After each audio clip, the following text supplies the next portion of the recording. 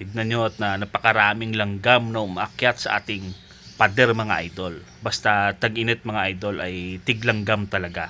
Kaya ngayon ay share ko sa inyo kung ano yung ginagamit ko na pangontra laban sa mga langgam mga idol. Ito mga idol ang ginagamit ko. Pero hindi pa yan mga idol dahil gagawin natin itong water base. Dahil medyo matapang yung amoy nito, masakit sa ilong, at kung meron ka mga allergies or asthma mga idol ay napakadelikado ito gamitin. Pero sa gagawin natin mga idol ay tiyak na safe ito at napaka-effective mga idol. At mas malaki yung matitipid natin. Available lang ito mga idol kahit saan. Sa mga Chinese outlets o sa mga groceries ay meron ito. Ngayon mga idol, papakita ko sa inyo itong ating hack ngayon.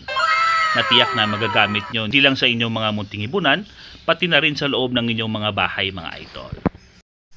Gumamit lang tayo ng sprayer mga idol. Then, i-shake natin itong ating Big Buy Pie mga idol. Big Buy Pie yung pangalan ng aerosol na ito.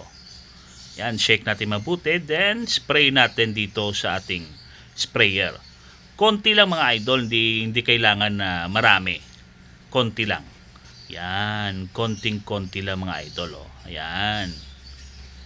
Then, lagyan natin ng tubig mga idol. Punuin natin yan. Punuin natin itong ating water sprayer. Yan, kung nyo makikita sa inyong mga screen, pumuputi yung tubig mga idol dahil yan sa ating Big Buy Pie na aerosol. Punuin natin yan. Ayan o, punong-puno yan mga idol. Then, shake natin mga idol. Shake natin ito. Yan. Yan mga idol ay water-based na yan. Wala nang amoyan, hindi na masakit sa ilong. Kahit tamaan yung mga ibon natin yan mga idol ay walang problema yan. Kaya ngayon mga idol, puntahan na natin yung mga langgam. Tirahin na natin. Yan mga idol, spray mo sa paligid o palibot ng inyong mga nest box. Pwede rin sa loob ng nest box mga idol, walang problema yan. Basta merong mga langgam sa loob ay spray mo mga idol. No problem yan. Kahit tamaan yung mga ibon natin ay walang problema yan mga idol. Kahit saang sulok-sulok ng inyong mga ibunan dyan, spray mo ito para hindi na umakyat yung mga langgam dyan mga idol.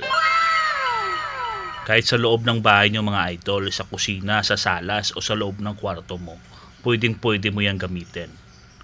Yan o, tignan mo kung gaano ka-effective yung ginawa nating hack mga idol.